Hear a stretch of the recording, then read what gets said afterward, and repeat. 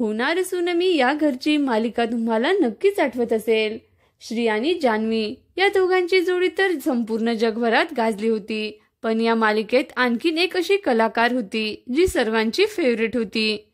आम्ही बोलतोय ओवी बद्दल। मालिका संपून अनेक वर्षे झाली आहेत। मग आता ही ओवी काय करते?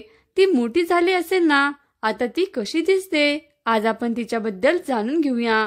ओवीची भूमिका साकारणाऱ्या बालकलाकाराचं नाव होतं कृतिना वर्तक।